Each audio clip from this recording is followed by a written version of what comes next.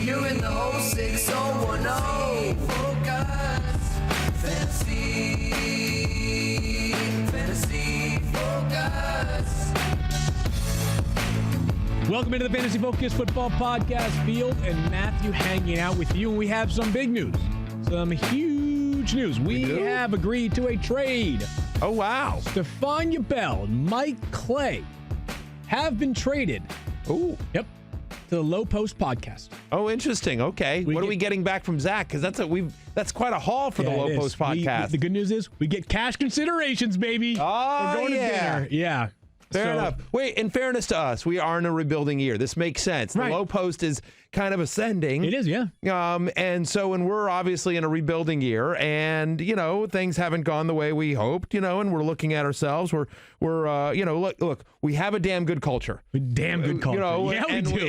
And we feel like we're close. We feel like we're close. For that matter, yeah. So, yeah, we traded Mike and Stefania to the Low Post, and Secret Squirrel going over to Mina Kimes, to the Daily. To the Daily, yes. Daniel, how do you feel about that, by the way? I think that would be a massive upgrade, and I think that I would consider that in a heartbeat. Yeah, well, I don't think you have a choice. You're under contract. We're sending you. It would be. And I think we didn't get cash considerations from Mina, Secret Squirrel, for you. We got we got 2 The Daily coffee mugs. How about that? Wow. Those are going to be collector items. It's way better than my paper cup right here. We totally won that trade. I would trade. I just want to be very clear. Yeah. I would trade either of you for Mina in a second. Rewind. Fantasy news from the National Football League. This is the instant replay. I got news for you, Daniel. So would you? Everyone would. So just so you know, everyone would. Get in line. Yeah, get in line. Like, seriously, everyone would. Like, my bosses on the fantasy show, my editors, my wife, like, literally, you name it. You name a person. They would much rather have Mina Kimes in whatever role I play in their lives. Make no mistake. I can confirm as much. Yes. The NFL trade deadline is 6 hours from now for those that are watching us live. For those that are listening to the show, 4 p.m. Eastern Time is the trade deadline. There might be a couple of fantasy-relevant moves, and if there are, we will discuss them at length on tomorrow's show. But for now, we have a Monday Night Football recap as the Steelers kept the Dolphins' losing ways up, although it was pretty competitive there, 14-0 at one point for the Miami Dolphins, but the Steelers wind up winning 27-14. A functional night for Mason Rudolph last night, Matthew. We ended up with 16 fantasy points, but it's really not about what Mason Rudolph has been doing. It's more about could he ignite the passing game? And we'll get to James Conner, the running game, in just a bit, but we actually saw what I thought was sort of a reborn passing game last night, specifically in the second half, because it was ugly in the first half. He looked brutal in the first half, where literally, like, I was texting with some friends, and I saw some chatter online where it was just like, should they go back to Hodges? Like, seriously. A lot of duck calls on Twitter last night. Absolutely. Like, he looked bad. It was such a horrific performance in that first half by a home team on Monday Night Football. I was just like, wait. Are these the Redskins? I mean, right? Listen, because in primetime games and a primetime home game, no one chokes bigger than the Redskins. But yes, it was the Steelers, and they looked awful. And you're like, I cannot believe Miami is taking it to the Steelers. But credit Mike Tomlin and his staff and Mason Rudolph, because they calmed him down. They simplified the playbook a little bit, and they went conservative for a little bit. They ran the ball. They got Mason Rudolph a little bit more comfortable. And then you know what? In the second half, they started opening it up. And Rudolph ultimately played a good game. He did. He played pretty solid, 251 passing yards, a couple of touchdowns. That one pick to Xavier Howard early on in the game. Yeah, the second pick wasn't his fault. The guy dropped the ball. I mean, and it bounced up just one pick, to Fitzpatrick. One pick. Yep. Yeah. So, no, you're thinking you've reversed it now. Oh, yes, I have. Yes. The Fitzpatrick. Yes, right. I have. Sorry. Minka, I forgot which team Minka was on. A lot of stuff going on. I forgot which team Minka's on. Minka's on the Steelers now. Yes, correct. You are correct. Mason Rudolph had just one pick. Yes, sir. But the lines for his players, because the beneficiaries of the more efficient passing night, Juju Smith-Schuster plus Deontay Johnson, who both had 5 catches, both had a touchdown. Juju actually looked really solid last night. A season-high 9 targets, and he had 5 of them of the deep variety, which is one more than he had in his previous 4 games. Not perfect. The exciting part was he looked like Juju. I was like, oh, yeah, that's the guy I drafted. Yeah. That's the guy I drafted high. Yeah. Put it this way. He looked more like Juju. Because I'll be honest with you, I still like... He's not Juju with Ben. I understand. Is that because when we were drafted Juju, 6th amongst wide receivers, you were hoping for games where it's like, 7 for 140 and a touchdown is what we were hoping for in some weeks from Juju. The fact that we're settling for 5 with 103 and a touchdown probably is a reflection of how this passing game has evolved. But there were weeks where Juju was literally saved by like long, gimmicky scores. I mean, I know it wasn't quite a gimmicky score against the 49ers, but remember, he had 3 catches for 81 yards. Right. One of them was a 75-yard touchdown. Correct. That probably it was inconsequential to the game. But to me, the biggest piece of this, the most exciting piece to me was the fact that he'd had a total of 4 deep targets in his previous 4 games, and he got 5 deep targets, 15 yards more down the field in this one field. And that was one of the concerns that we had with Mason Rudolph, is it seemed like for a while there it was going to be just dink and dunk, and that they wanted to keep Rudolph on a very tight leash, and it was going to be, and they were using Jalen Samuels and the Wildcat some, and just like it didn't seem like they wanted to let Juju beat Juju, right? So the fact that they let Rudolph sling it a little bit, and yes, it was at home against Miami after a bye, right? That had 2 weeks to prepare for the Miami Dolphins, but still a very encouraging sign. If you have Juju Smith-Schuster, you have to be like breathing a bit of a sigh of relief. Is he what you drafted? No, but do you think he can finally get something out of him this year? And I think the answer is yes. Yeah, the other wide receiver that did well, as we mentioned, was DeVante Johnson. Now, as Keith pointed out, 5 for 84 and a touchdown looks good in the box score, but it's worth noting that the Steelers had a 3rd and 20 late in the second half. They had the ball at like the 47-yard line, maybe close to midfield, 45-yard line. And typically 3rd and 20, under those circumstances, the defense is playing some sort of, it's not a prevent, because you don't want to just allow the offense to get 12 to 15 yards and have an easy field goal range. But it's very rare to go cover 0, man-to-man, bring pressure, which is exactly what the Dolphins did last night. The problem was Xavier Howard seemed to have no idea what coverage they were in. So DeVante Johnson was gifted a 45-yard touchdown last night. Just an incredible, it was a defensive lapse. So are you putting stock as you tweeted right after it, the Dolphins are back. Dolphins are back, baby. Yeah. Back to the team that we had grown so accustomed to. 5 for 84 and a touchdown last night, but maybe a bit misleading. Are you enough stock here yet in Deontay Johnson to feel good about him? Or are we still not quite there because his passing offense, like we're still talking about the night being successful with 251 passing yards? Well, it's a little fluky, but what is encouraging to me is the fact that they were letting Mason Rudolph take deep shots, that they were letting him throw the ball. Now, obviously, some of it was they were down. They were down 14-0 at one point, and they were down 14-3, I think, at one point. And game obviously ends up 27-14. But Mason Rudolph threw the ball 36 times in this game. Yep. So that was encouraging. Deontay Johnson now has at least 6 targets in 4 of his last 5 games. He has over 14.5 fantasy points in 3 of his past 5. And so for an offense that has been inconsistent, I think that's pretty good. Yes, is it buoyed? Was this like inflated by one big play? Yes, but still counts. And so ultimately, my question is, I am more of a believer in Deontay Johnson than not, if that makes any sense. I think a wide receiver 4-ish with upside. Deeper league 3, consideration. 4, yeah. Maybe I'm a little bit less optimistic, but yeah, deeper league consideration. I know he played in our War Room League. I think he was a deciding factor in a matchup last night. But the biggest story for this Pittsburgh offense, Matthew, is the one that took place late in the game. James Conner left the game because of a shoulder issue. After the game, Mike Tomlin, the head coach, diagnosed it as an AC issue specifically. It's a short week. He's banged up. Benny Snell left the game because of a knee injury as well. We have got ourselves a situation right now in the Pittsburgh backfield because Jalen Samuels, who practiced this past week, was inactive for the game. There was some thought he would. So it was Trey Edmonds. It was the Trey Edmonds show at the very end of the game. Trey Edmonds, brother of Terrell Edmonds, who is the Steelers' first-round pick from a year ago, is a safety on the team. So Trey Edmonds, right now the only healthy body in the 53-man roster. But I think that Jalen Samuels, who has a chance, I would think, at least on playing on Sunday, is a priority waiver ad now, which to me, based off of the potential. So before the show, I had to tape something real quick. So for the fantasy show on ESPN Plus, we taped the show just before Monday Night Football, the waiver show, the Tuesday waiver show. The idea being that as opposed to taping it late Tuesday afternoon and then there's not a lot of time for people to watch it before waivers run Wednesday morning, we tape it before Monday Night Football so that then it can be posted on ESPN Plus and you can enjoy it all day Tuesday. All right. Up until, waivers runs. And there's, by the way, you can still watch it after waivers runs because there's still good information. But debatable. But anyway, so I had to tape something real quick for the show because obviously we didn't address James Conner. In that show field, and I don't know if you feel the same way, but for the fantasy show on ESPN Plus, I said Jalen Samuels should be the number one waiver claim this week, certainly if you need a running back. Now, there's some positive signs. As you mentioned, he practiced this week. He was close to coming back. He ended up not being active for this game, but my expectation is he will be active for next week. In his career, Jalen Samuels, when he has gotten at least 7 touches in a game, he's had 6 such games in his career. Yep. When he's gotten at least 7 touches, he averages over 16 fantasy points per game.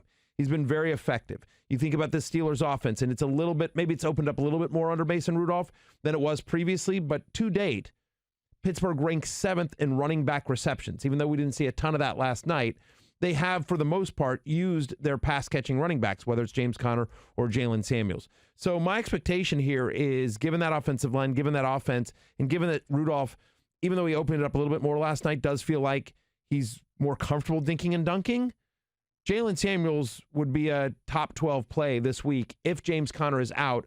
As we tape this Tuesday morning, we don't know the severity of James Conner's injury. Maybe he's back. Maybe he misses multiple weeks. We just don't know. But just the chance that Conner's going to miss some time, Jalen Samuels to me is the number one pickup. Yeah, and keep your eyes or your ears open, I should say, to what Mike Tomlin has to say. He's very transparent with injuries. You imagine today, Tuesday, they'll have a better feel after further evaluation this morning of both Conner, Benny Snell, and maybe even Jalen Samuels himself. He may come out and say, hey, James might not play this week, Jalen might not play this week, but we think Benny Snell is on track, which would make Benny Snell, in that case, a potential waiver wire add as well. Last thing on the Steelers here for Mayfield, 4 straight games now with no more than 3 catches for Vance McDonald.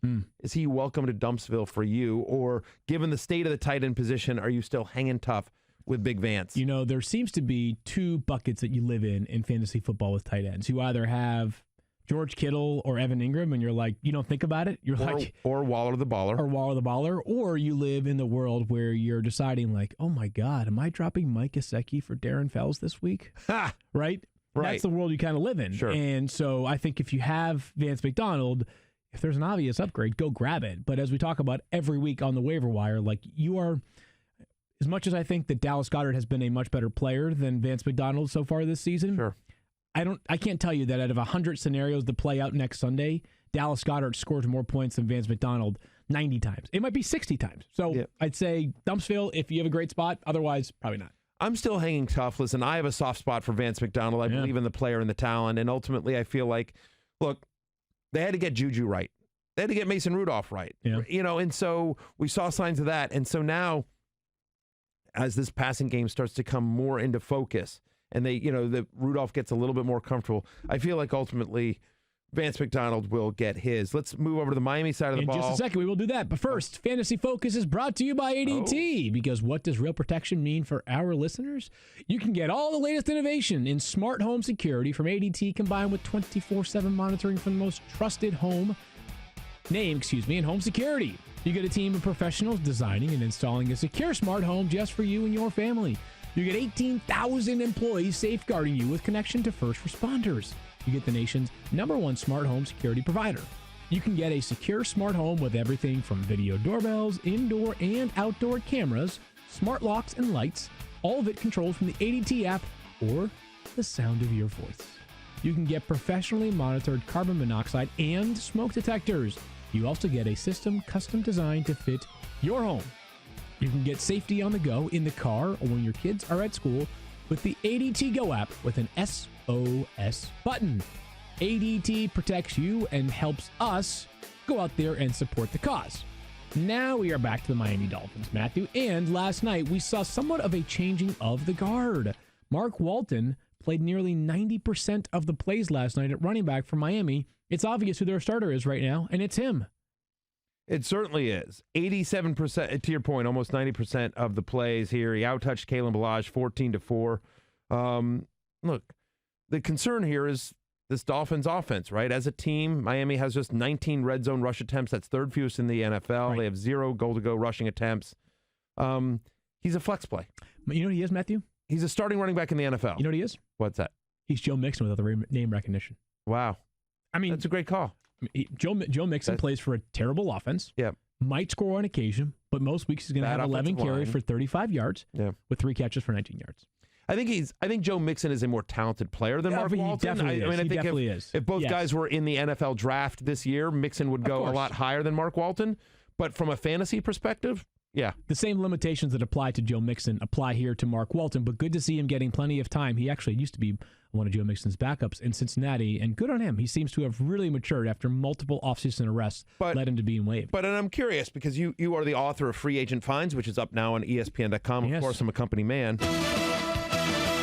So I had to do this rankings for the fantasy show on ESPN Plus, but I'm just curious. So Jalen Samuels, who might have significant value for a short period of time, or Mark Walton, who will have so-so value for the rest of the season, who would you prioritize on the waiver wire tonight? If you were looking to fill in for a Week 9 player on a bye running back, whether it's Todd Gurley, Joe Mixon himself, something like that. DeVante Freeman, it would be Jalen Samuels. But for the rest of the season, Mark Walton. Just because, I mean, again, I know that it's going to be like, if we play in, again, a lot of the leagues, some of the leagues we play in, Matthew, are so deep, right? That we're talking about, like, who can get me 10 points every single week? Sure. I think Mark Walton has at least a chance for 10 points every single week, whereas if James Conner is playing, then I'm not betting on Jalen Samuels getting 10 points in a week. Yeah, like, I would say, I actually think it's Samuels. And I'll tell you why. Not only for the upside of, this week and maybe longer if Connor's going to miss time, but I think that Samuels is still going to have value even when Connor comes back. Two reasons why. Number one is, think about James Conner this year, who keeps getting banged up. Like, I think this is the 4th or 5th game that he's left early or gotten hurt. Like, Feels like it. Yeah. As somebody who has James Conner in the War Room League, and it drives me crazy because he's so talented, but then, like, he gets banged up and he leaves early, and it feels like he's always just sort of nicked up and not 100%.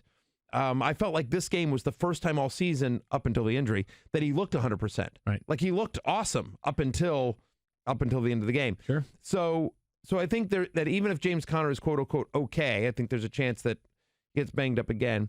And also, again, as we talked about, this offense is so sort of dink and dunk that I think they'll use Samuels even with Conner out there, and that there will be. And I think there's there wasn't much of it prior to this, to the injury for Jalen Samuels. There wasn't enough of it. It's been inconsistent. The Cincinnati game where he played like the Wildcat, like he'd done nothing up into that, and then he had a big game, and then he gets hurt, and but yeah, I mean, I feel like if you're talking about Mark Walton versus Jalen Samuels, who are both like likely to get you 8 to 10 points a game, I feel like Samuels has more upside. Would be my argument, right? That there's more upside the rest of the way with Samuels, who again. Yes, Connor might miss multiple weeks, and who knows? And it's a bad offense. It's a bad offense for Mark Walton. So the upside is in touchdowns, and Jalen Samuels definitely has more touchdown upside. I just have some concerns because of the fact that one of them's a starter and should remain a starter. Correct. One of them might not even play this week, and even if he does play, might not be the starter. And if he is a starter, it might be for 1 week. DeVante Parker, another nice week. Matthew, 6 for 59. He has 18 targets over the past 2 weeks. As Kyle notes, he has a touchdown or 6+ targets in every game this season.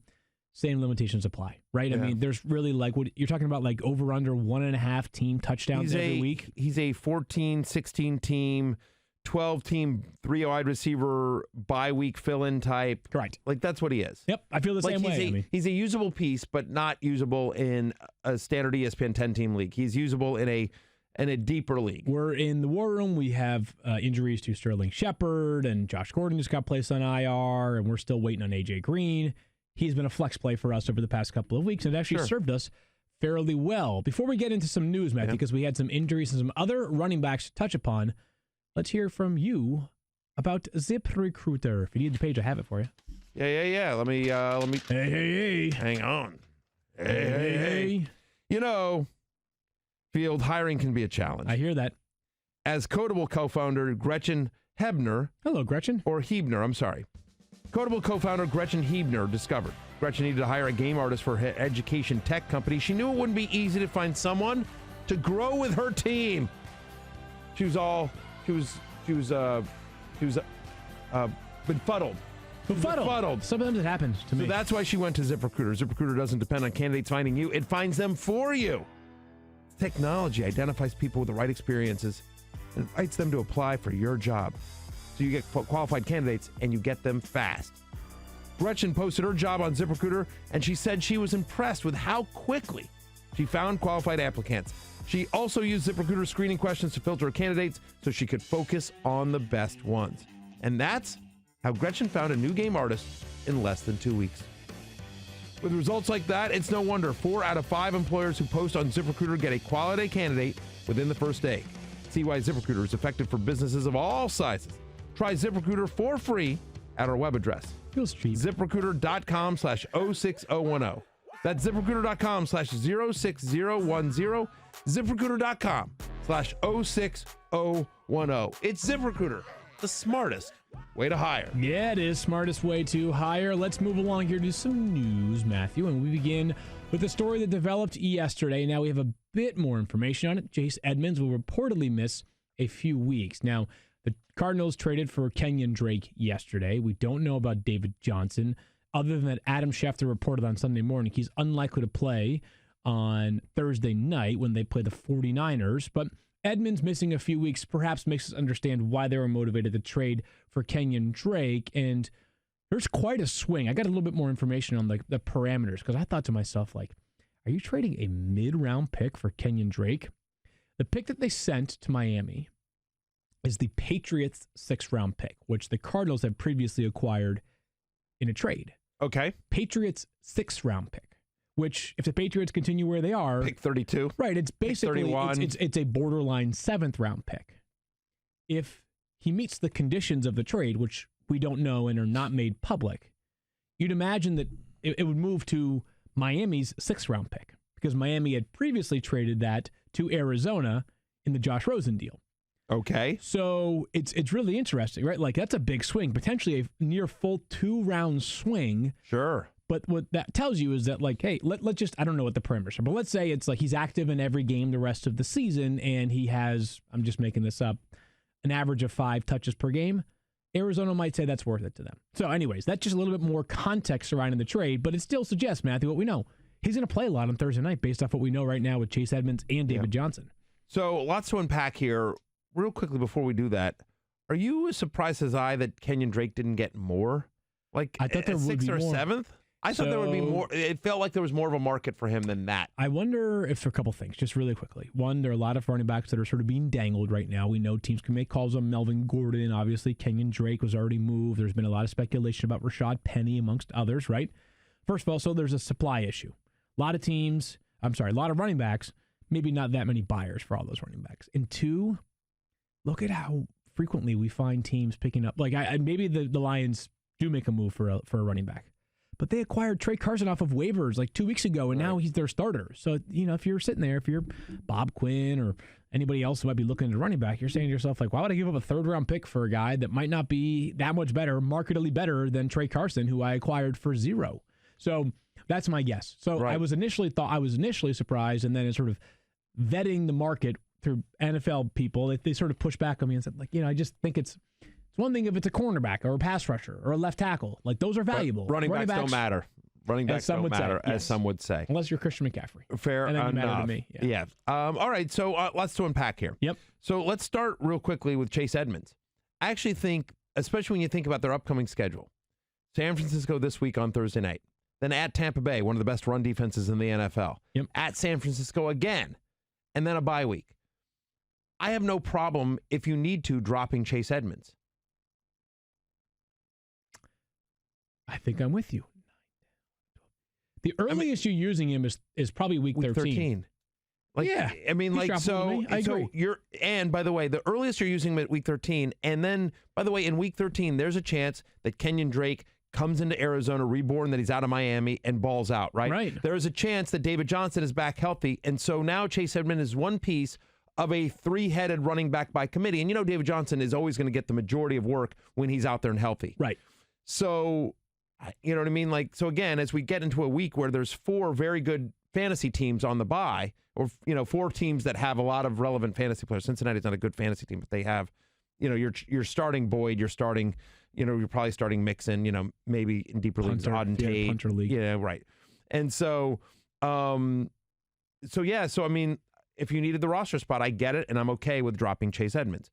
Kenyon Drake, I haven't fully gone through my rankings yet, but he's probably going to be somewhere in the, I don't know. He's going to be a low-end RB2 for me, Kenyon Drake. Lower for me. Yeah. It's the maybe 49ers. even flex. I'm doing my best to avoid as many Cardinals as I can on Thursday night, just because the 49ers defense is unreal right now. They're amazing. Their swagger is out of control. So, yes. Chase Edmonds, we agree, is droppable at the moment. Derrius Guice and David Johnson. The other thing I would say is that David Johnson, we just don't know the health of David Johnson. We know he's going to miss Thursday night's game. That's the expectation. We don't know if he's back for Tampa Bay's game. But be careful. Yeah, it makes us the schedule makes you really nervous. It makes you're nervous about David Johnson. I'm not saying get rid of David Johnson as a headline suggested yesterday. I'm not saying that. I want to be very clear. I am definitely not saying get rid of David Johnson. ESPN sent an alert yesterday saying I said that, which I didn't. I don't know what happened. Not on camera. No. Yeah, exactly. No, I love David Johnson. And so anyway, all I'm saying is that you have to be prepared for him to miss more than one game. There's a potential that he misses beyond this Thursday night game. So we talked about Chase Edmonds being fine to be dropped in your league. Derrius Guice has already been dropped in a lot of leagues. Derrius Guice returned to practice yesterday, which means he will be eligible to play in Week 11. I have some concerns here, Matthew. He's available in 70% of leagues, and I think he is worth the speculative ad. There you go. That being said, Week 11 means you have to wait 2 more full weeks. You'd be adding him 2 weeks before you could actually play him. Right. Adrian Peterson, part of the mix, and it seems like Bill Callahan loves Adrian Peterson. Yep. I don't know if the Redskins' mindset will shift, because as much as a lot of what they are doing right now, or a lot of what they should be doing right now is looking towards the future, it feels like they're still doing things that help them win right now. But if I were the Redskins and Derrius Guice has been injured twice in a major capacity over the past 2 seasons, my thought would be, hey, why am I rushing Derrius Guice back onto the field? And even if it's not being rushed, if there is any risk at all, I might limit his workload. I might make sure he's splitting carries. Develop him this year. Don't let him be. You don't have to have him be the focal point of the offense. Would you like me to point out your mistake? Because you tell me. There's a little bit of. I think I real quickly, Daniel. I need some help here. I need some help. Because here's the thing. So Field and I are partners, right? We're teammates. In addition to being friends in real life, we are also. That's debatable, but no, yeah, come on, we are. We absolutely are. We are friends in real life. But we're also co-hosts. We are co-hosts. We obviously we work together on Fantasy Football Now Sunday mornings. Field is often gracious to come on the Fantasy Show on ESPN Plus, and we are tag team partners. We are partners tag here. Team back again. We are here on the Fantasy Focus podcast. And so when you broadcast, for those on the outside, for you don't know, when you broadcast with somebody, there's a little bit of an understanding where you want to not throw your partner under the bus, where you don't want to point out the flaws in his logic, where you want to make your partner look good on air. Agreed. Yes, right? I agree with that. In general, unless it's a show that's set up like a debate-style show where the point is to try to get the better of the other. Right. But that's not how this show is set up. But my question to you, Field and Daniel, you can both weigh in on this. So Field just made a horrific logic error in his analysis right there. And I just don't know whether I should point it out so as to give our fans the best fantasy analysis. Yeah, give me or whether I should just let it slide. I'm guessing that my error in logic was assuming the Redskins would be logical. That's correct. What you did, your big mistake there was you treated the Redskins as if they were a logical organization that would view a functioning franchise that would view their players in a proper way and that would view their players with their best interests at heart. Yeah. Well, you're right. It's probably fair. I mean, okay. You're like, well, why would they rush Derrius Guice back? They would rush Derrius Guice back is because they are under the crazy, deluded notion that they are close, that they want to win games, that they think this is how insane they are. They think they're still in the NFC East race. They think they're close. They're like, look, we took the Vikings toe to toe. We went toe to toe with the Vikings, and we beat the Dolphins, and we came super close to beating. We lost to the Patriots by only 28. Right. Only 28. In all seriousness, but that's we were leading against the Patriots. We had a lead against the Patriots. We were the only team in the NFL to have a lead against the Patriots. We hung tough with the Vikings. We beat the Dolphins. Who did they play between the Dolphins and the Vikings? I tune it all out. I forget who. They played. I think it was Abilene Christian. No. They played a real team and they lost. They didn't get blown out as much as you would think. I forget who they played. 49ers 9-0 in the slot fest. Oh, there you go. Yeah. Thank you. Exactly. So that we hung tough with the 49ers, the undefeated 49ers. Yeah, I mean, it was we monsoon, covered the but spread sure. against the 49ers. They think, I'm dead serious. Bruce Allen has been telling Dan Snyder, this is what's going on. This is my interpretation from the outside. He's been like, I'm telling you, we're close. And that's a quote from Bruce Allen's press conference. So I'm sure he's saying that internally. Like, we're close. Now that we got rid of Jay Gruden, and now that we got Bill Callahan, I'm telling you, we're close. So as soon as we can get a piece back like Derrius Guice, we're going to run off, 6 straight and win this division or make the playoffs. Like, they're insane. Okay. They're nuts. So maybe at the end of it, can we level? All logic is out the window with that team. So you're okay with him being a speculative ad then? I am. Okay, there you have it. Speculatively ad. Because here's the thing. If the Redskins were a logical team, if they were run like a normal professional franchise, they would sit here and go like, you know what, we're 1-7. So why don't we should deal Ryan Kerrigan. We should deal Josh Norman. We should deal Trent Williams. We should deal hey, does anyone need Case Keenum? Does anyone need Adrian Peterson? Like, why wouldn't you give Adrian Peterson up for a 3rd or a 4th or something like that? Or even a 5th, anything. I was going to say, I don't think they get a 3rd or I think if Kenyon Drake gets you, a maximum yeah, I agree with 5th, that. But whatever. Probably, but anything. Well, a conditional 7th, right? Why wouldn't you give up 34-year-old Adrian Peterson for a conditional 7th? And see, now you're asking me to tell you why they have no logic, and I don't really have an answer to that. Derrius Guice, available in 70% of leagues. He would be a player that I would speculatively add because there is a chance for the last 6 weeks of the season, maybe the last 7 weeks of the season, he would be their starter.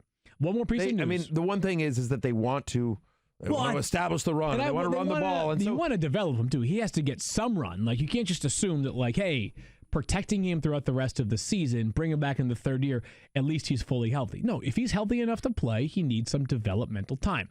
Joe Flacco has already been ruled out for Week 9. Now, on Sunday, they lost to the Colts. After the game, he had some very honest assessments of the offensive play calling and the coaching staff. On Monday, neck injury. Brandon Allen was named the starter for Week 9. Now, a little bit of quiz. Is that going to happen? I'm just curious. Like, if I criticize you and I criticize sort of your producing, am I going to be out with a neck injury the next day? When you say if, you mean when? Right. Yeah. No, I don't think so. I can handle it. I'll be all right. Okay. Yeah, little quiz for you, Daniel. You ready for this? Yeah, bring it. Kind of got it. You can handle this, right? Yeah. Brandon Allen attended college at which of the following schools? Okay. Oregon State, Temple, Arkansas, or Florida International? Oh, gosh. I just want to this. I know this one. Can I answer it? No, your name is not Daniel. That's true. Good point. Let's see. Daniel can guess, and then you can guess after. I'm going to say Arkansas. Matthew, what's your guess? Arkansas. It's Arkansas. Well done, Brandon Allen from Arkansas. Did you know that, or were you just guessing? I did not. No. Okay, good. Yeah. I wanted to say FIU because it just felt like that would be the one, but okay. Fair enough. With a beard like this, you can't help but be smart, Field. That's a good point. You and James Herndon, very smart and handsome men. Joe Flacco ruled out, which means Brandon Allen is starting. Again, he is a player originally entered the league, I believe, with the Jaguars, claimed off of waivers by the Rams, claimed off the waivers by the Broncos. Matthew, it's less about Joe Flacco. We hope he gets well, but it sounds like this could be a long-term thing. But, Cortland Sutton, really talented player. Is Cortland Sutton going to be Corey Davis? Maybe. We don't know. Right. We honestly, we have no idea. You have to hope that if Brandon Allen is getting the start here, that they feel he's more prepared than Drew Lock, right? I mean, like, who they spent a 3rd round on Drew Lock? 2nd round pick, 40th Second round overall. pick. Yeah. Well, he's on IR still, has not returned to practice, so he is multiple weeks away from starting, and I don't think he's nowhere close to starting based off what I've heard. You're right. Correct. Not like that's more not only the health, coaching but just, staff. right, exactly. I'm just saying, he did not look in the preseason. Like they're just not ready to go there. Yeah. Whether that's correct or incorrect. We just don't know. Yep. But whatever. Brandon Allen is going to get the start. And I would love to say, like, oh, this is going to kill Cortland Sutton's value, or no, this is going to be a huge. We don't know. We have no idea what Brandon Allen really is going to be. Never thrown a pass in the NFL. Yeah. So, I don't know. But I would say this. It's going to depend on your. I think you have to, at least for the moment, lower expectations for Cortland Sutton. But to the point where you're benching him, it depends on your options. I'll have Cortland Sutton. Like, he's still going to get the majority of the targets on this team. And so if they're less efficient, I think it's going to depend somewhat on matchup. But I think volume and Cortland Sutton's own talent will keep him fantasy viable, but maybe more of a top 30 play than the top 20 guy he was with Joe Flacco. Yeah, I mean, I'm a little bit nervous. I'm also like, Yeah, but okay. I mean, like, Joe Flacco hasn't been great. So it's not like he's going from, Ben Roethlisberger to Mason Rudolph, where it's a clear downgrade in quarterback play. It might just be like a slight downgrade in quarterback play. We have no idea. But I think check our rankings and see. But ultimately, I think you're probably rolling Cortland Sutton out there and hoping. We are going to come right back and talk about some of the waiver wire ads of note, because there are, several of them that we haven't already discussed. But first, a word from the Fantasy Show. So I used a couple of days of vacation late last week, but had I been here, I would have told you that Cooper Kupp, my little Cooper Kupp, was a big Week 8 love for me. Yeah. Sure you would have there, Mr. Hindsight. You're not getting any credit for not being here. All right, fine, straw man. By the way, how did things go with Field Yates hosting the show? You know what? I'm going to be honest. It was awful. We really missed you around here. I assumed that much is because, We didn't miss you, you bum. I was being sarcastic. Javi, roll the clip. This kid is cooking. You're just such a pleasant, upgrade. Did Matthew Berry slip from the fountain of youth, or did this show really land a host who doesn't look like a day-old corpse? You dress well, you have hair, your fingers aren't backwards. You're better than Mark in every way. He has a pulse. Everybody, our host has a pulse, everybody. Crying to your little Cooper Kupp, Berry. I hate everyone here. To be clear about that, I hate everyone here. He's Field Yates.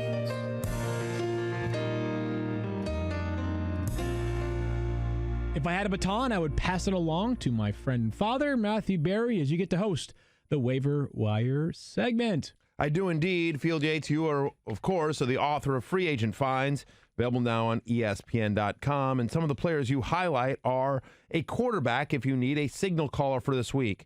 Let's start with him. Gardner Minshew, one of my favorite players in the NFL. Heck, we all love Gardner Minshew. And part of me is right in this because, yes, he is a viable starting quarterback in fantasy with 16-plus fantasy points in all but one game so far this season.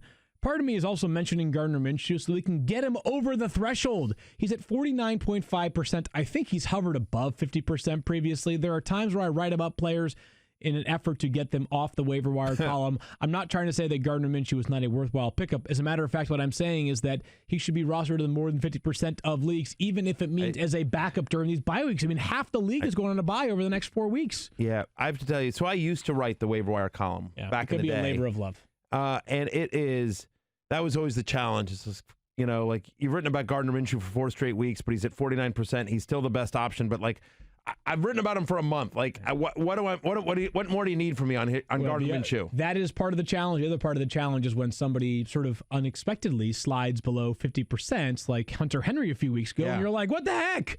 Who's dropping Hunter Henry in 80% of leagues? But Gardner Minshew, yes, 30-plus yard per completion in 7 of 8 games this season. He's got at least 7 rushing attempts in 3 of his past 4 games. Some ability with the legs, Matthew. He should be added. He could be started this week, too. Here's the entire list of players in the NFL with at least 21 points in 3 of the last 4. Okay. Ready for this? Yep. Deshaun Watson, you've heard of him. Yeah, I have. Yep. Christian McCaffrey. Got it. Yep. Michael Thomas. Okay, 3 stars. Yep. Dalvin Cook. 4 stars. Gardner Minshew. How about that? Gardner Minshew, one of 5 guys with 21-plus points in 3 of his last 4. So that's my quarterback consideration of the week, Matthew. Now, there's a couple of teams on buys this week, but that doesn't mean there isn't an opportunity to grab some of the players that are on buys. They may be under-rostered because people are like, they're on a buy, I'm not going to worry about it. But those that are thinking ahead may want to look to some of these teams on a buy. And I specifically wrote this in the column with each player that's on a buy this week. I said, hey, he's on a buy this week when he comes back, but there is some value in each of these players when you look closer at them, because Josh Reynolds for the Los Angeles Rams is available in about 100% of leagues. Last week, he had 3 catches for 73 yards plus a touchdown. He was wide receiver 20. Now, no one started them because they were smart. It wasn't until Brandon Cook suffered a concussion that Josh Reynolds stepped in and played a prominent role. But a few things. Brandon Cooks has now had, I believe this is the 2nd concussion for Brandon Cooks this season. It is. He's had multiple in his career now because obviously he left the Super Bowl a few years ago due to a concussion as well. We don't know how long he'll be out, but it's a little bit scary, obviously, when a player has suffered as many concussions as we know Brandon Cooks has had of late. But Reynolds is not just a valuable piece if Brandon Cooks sit. He's the rare wide receiver handcuff. Yep. Right? Because the Rams play at least 3 wide receivers on the field for 91+% of their dropbacks this year. That's the most in the NFL. When they throw it, it's with 3 wide receivers on the field. So let's say you add Josh Reynolds and something happens to Robert Woods or Cooper Kupp, your little Cooper Kupp, then you have a player that you would expect to be on the field for basically every snap of a Rams offense. When playing at its best, we do believe can be very good. Former Texas A&M Aggie Josh Reynolds, I've always loved him. Gig 'em Ags, 10 career games for Reynolds with 5 or more targets in those games. He averages basically 12 fantasy points per game. He's got 7 touchdowns in those 10 games. He has a knack for the end zone. I agree with you on Josh Reynolds. If Cooks misses any sort of time, we'll see how he does. But Reynolds is certainly an interesting stash over the bye week here. Let's do a couple let's talk about a couple other bye week wide receivers, and let's go to Cincinnati. Bengals in tandem here. Let's begin with Auden Tate, who we've talked about a lot, Matthew. So he's not quite Gardner Minshew in the sense that he's hovering around 50%. But this is like the 4th straight week of talking about Auden Tate on the waiver column. So here's what I'm encouraging you to do. I want you to go on Twitter, and I want you to go to the search tab. And I want you to search Auden Tate, Auden Tate. Go to the videos and look at some of the clips that have been posted online of Auden Tate, because he makes at least one ridiculous catch per week. The guy had 13 targets this past week. Now, he had, I think, 5 catches on 13 targets, but it's not him. The quarterback stinks. But you guys already knew that part. But go search Auden Tate. It's the 2nd pass-heaviest offense in the NFL. And for now, he's still a Bengal, but for now, we don't know when A.J. Green is going to return. And even if he does return, Matthew, I don't know whose snaps are gone as a result of A.J. Green's presence. But too much volume, too much talent, too much intrigue for me to not expect people, or not, I would say, encourage people to grab Auden Tate. Now, Alex Erickson is a little bit interesting. Over the past 2 weeks, he's got 14 catches. He had 97 yards this past week. Back-to-back games with 15-plus fantasy points. That's the good. Now, I don't know, again, what role he will have when A.J. Green returns, and he has come on later than Auden Tate has. Auden Tate has been doing this for quite a while now. Erickson would be a deeper league-only consideration for me. If you're playing in like a 16-team league, Matthew, then I would consider Alex Erickson, especially, again, coming out of the bye in Week 10. You got a bunch of other teams on a bye in Week 10. Expect Alex Erickson to have some role until A.J. Green returns. And if A.J. Green does return, again, this is like an end-of-the-bench stash, but just a name to keep in mind. It's a thin week on the waiver wire, to be entirely honest with you. So, agree with that. Certainly agree with it being a thin week here. And so we move from Auden Tate and Alex Erickson, names that people may not have been very familiar with until a week or two ago, to a name in New York that's very familiar and suddenly fantasy relevant again. Yeah, I'm going to do a pair of Jets in tandem here, and I believe Demaryius Thomas is our TD Ameritrade pick of the week. And Demaryius Thomas, for those that are unfamiliar, has been playing pretty well over the past few weeks. 5 catches for 63 yards this past week, and that has not been a total deviation because he's played well over the past, since week 5, I should say. He leads the team in catches, targets, and red zone targets, plus receiving yards since week 5. 16 catches, 28 yards, 4 red zone targets, and 214 receiving yards for Demaryius Thomas since week 5. Robbie Anderson is a potential trade option, trade target for the Jets later on today. Again, by the time you're listening to this show, it may be past 4 p.m. But if Demaryius Thomas is available in your deeper league, I certainly would be considering him. And one more Jet, and this is Fantasy Trends, which are brought to you by TD Ameritrade. It's Chris Herndon. And I know there's not a lot of trends necessarily point to right at this moment for Chris Herndon specific to 2019, but in 2018, he had 3 games in which he had 6 or more targets. He averaged 15.7 fantasy points per game. So far this season, the Jets rank 8th overall in pass percentage at 65.2%. This is a player they're so excited about in New York. He was suspended for 4 games. He's been hurt for 3 games. There is so much potential for Chris Herndon if he finally gets healthy. And we've talked about it and talked about it and talked about it some more. And I know some people are probably saying to themselves like, whoa, you really can't trust the Jets based on what we see the past couple of weeks. But their schedule is so bad over the next 5 weeks. And doesn't mean like they play bad teams. Weeks 9 through 14, very, very kind to the New York Jets from a schedule standpoint. So Chris Herndon will be one of my favorite sort of low-risk tight end ads of the week, especially if you have a flexible spot at the end of your bench, because we don't know if he's going to play on Sunday, although it seems like there's a chance he will play on Sunday. That all sounds very, very good. Do you have something you'd like to tell us, Secret Squirrel? Oh, you bet I do, Matthew Berry. It's New York Times bestselling author Matthew Berry with another self-serving, self-indulgent, all-about-me promo. I think this is one of the coolest things I've ever been involved with. Field. Okay, tell me more. So I've been working with my friends at Jedit, and so and they are offering this contest, and so you can check them out at gojedit.com. But my friends at Jedit are offering a free trip to anywhere in the United States on their private airplane, a free plane ride on a private jet, a round trip. Am I round eligible trip or no? Yeah, you can enter it. You Okay. can enter it. I can't enter it, but you can enter it. And so, listen, I've ridden on their private jet. Check it out for the contest, and it's amazing. It's everything you think it is. It is a true fantasy come true. And so, anyway, if you'd like to enter it, I'll be posting later today. But in essence, all you have to do is you have to tweet at GoJetit_. So that's their Twitter handle. But tweet at them your most memorable travel story, because they make travel memorable, of course, right? got one. So yes, tweet at them your most memorable travel story. Follow them on Twitter at GoJetit_, and use the hashtag Jedit contest. And so they're giving out weekly prizes every single week. And at the end of football season, somebody gets a round trip anywhere in the United States they want on a private airplane. What's your memorable story, Field? I just want to know. Is there a condensed version? So it's the Philadelphia live show a couple of years ago. Well, me, Keith, and Kyle spent like 4 hours in a car together, and all we did was talk about NBA. How's that? Does that qualify me? Do I win?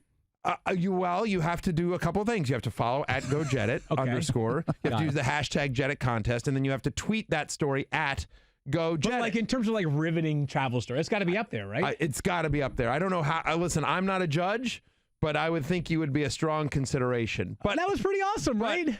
Sure. We got a car talking about basketball. Talking NBA with Keith and Kyle. Yeah.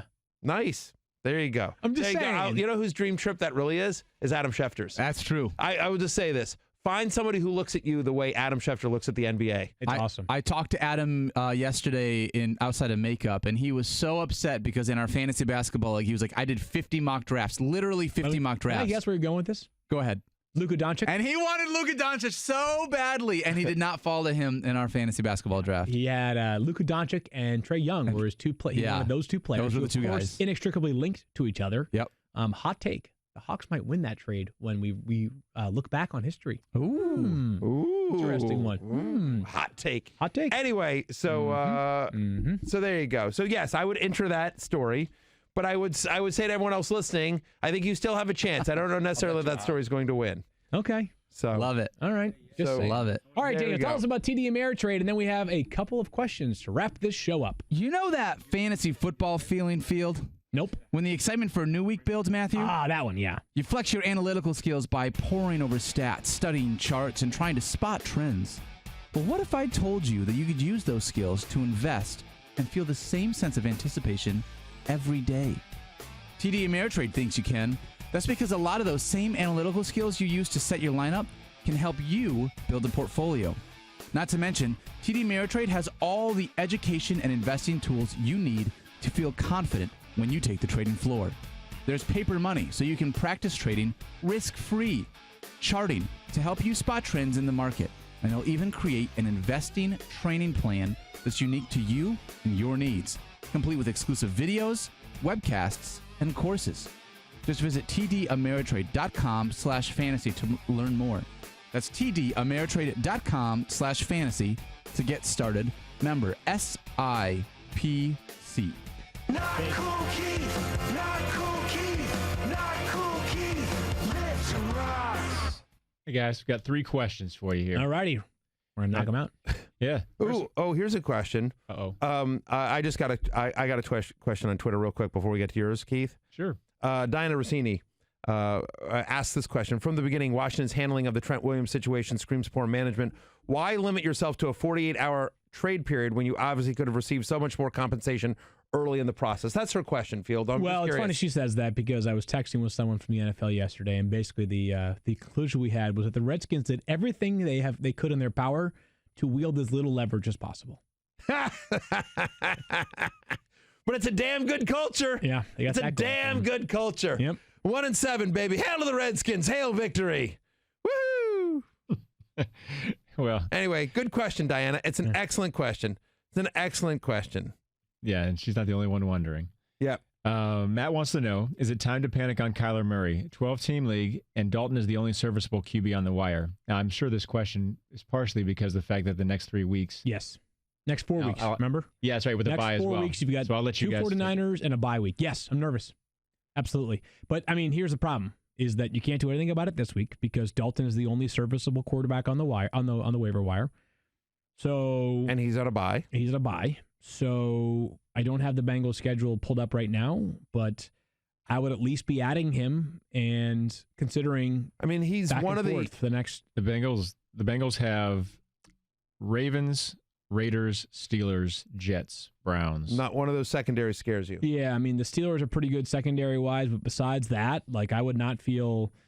Again, this is more of a 4-week period, because I think these next 4... I think Kyler will be fine in the weeks subsequent to his bye week, but yeah, I would be looking for other options. And if it's not Andy Dalton this week, obviously, I would be considering a trade. Yeah, it's going to be a tough 4-week stretch for Kyler ahead. I really believe that. Juan wants to know, Kenny Stills or Curtis Samuel rest of the season? That's a tough one. I kind of want to say Kenny Stills. I got to be honest with you. I know he didn't do much last week, and I know Samuel's the more established receiver, and we expect Cam Newton back at some point, although Kyle Allen's been fine. But I could be crazy on this one, but I sort of believe that Kenny Stills is going to kind of explode here at some point. Yeah, I think I would lean towards Stills because I trust the quarterback more right now. Cam Newton not going to play this week. Kyle Allen will start again. Correct. Here's the weird fantasy questions to me, and here's the reason why. Yep. Is this person, like, are they choosing between these players for a spot this week? If that's the answer, that's fine, right? And we have to be more micro-focused to the matchup and who they're playing, et cetera, right? And for this week, I still think I prefer Kenny Stills in London versus Kyle Allen. But, like, are you considering a trade of these? If you're considering a trade, like you have Kenny Stills and you're trying to trade for Curtis Samuel, like, I don't know. Sure, go for it if you want to. If that's what you make trades for the sake of making trades. Here's what I would say. Hold on, no, but that I was going to say is that, like, now, but like in a vacuum, I don't know. Like, no one knows which one of these guys is going to be decidedly better for the rest of this season. So if you're looking for a trade, like, I think you're trading for the sake of a trade. If it's a more week-to-week question, then we need to be answering it week to week. Does that make sense? Yes, I would agree with that. And what I was going to say is going to say that in a slightly different way, but basically the same thing, is that I think it sort of depends on your team needs, right? Which is that I think Curtis Samuel will have more consistent week-to-week value. 8 to 12-point weeks. Right. And I think Kenny Stills he'll have a couple of duds like he did last week, but I think he's also going to have, a couple of 2 touchdown games. Fair. So Fair. I think it just sort of depends on what you need in terms of your team and who else your team has. One last one here from ZZ Top. Nice. Big fan. Big fan. Do you think it's the entire group, or do you think it's just like Billy Gibbons or something like that? I'm going to say actually it could be Daniel. Could be Daniel. Daniel's beard isn't nearly long enough. No, he's getting there, though. I've trimmed it down. It looked like Fangorn Forest for a while. Does anybody get that reference? I remember the forest part makes sense. I'm so disappointed in every single one of you. Like, nerds of this podcast are going to revolt that you don't know what Fangorn Forest is. Okay. What do you mean? Don't shake your head like that. What is Fangorn Forest? It's from Lord of the Rings, Matthew. It is a staple. You were a child when it was written. I assumed that you grew up reading it around the fireplace. Yeah, sure. I was never a big Lord of the Rings guy. Like, I read The Hobbit, and I read, like, one of them, and I've seen, like, 2 of the movies, and it's just, like, Only 2? Look, I know, because I keep, like, going, I know there are people that are crazy passionate about this world and the universe, and they're shot beautifully, and I get it. It's not for me. Let me ask you a serious question. And by the way, I'm a guy and I will say, I'm a guy that loves and appreciates nerd culture, obviously. Like, I love all the Harry Potter books. I love all the Harry Potter movies. Like, I loved Game of Thrones. Like, I'm into a lot, just for whatever reason, Lord of the Rings never, ever resonated with me. Same. Did you not do it because you couldn't get a cameo, Matthew? Is that the only reason why you didn't watch the movies? That's a good point. It's a really good question. I will say this. Very fair question.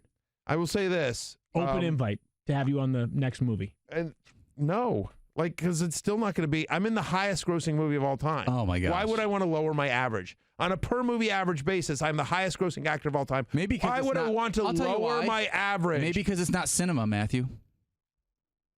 Listen, Scorsese.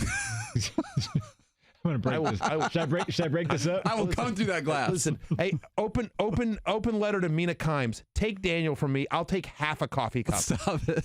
I'll take half a coffee mug. I was going to say, what do you mean half a coffee cup? Does that mean like a mug? Like she can break it off and just send me the handle. Just the handle?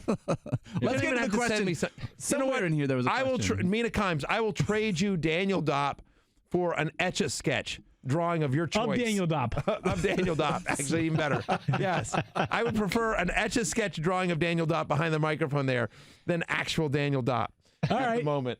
Keith? So there you go. So anyway. back to the question here. Yeah. It just says, so you say Jalen Samuels and Mark Walton are the backs to pick up, but how much fab would you advise spending, or should I just wait for another player to benefit from someone else's injury?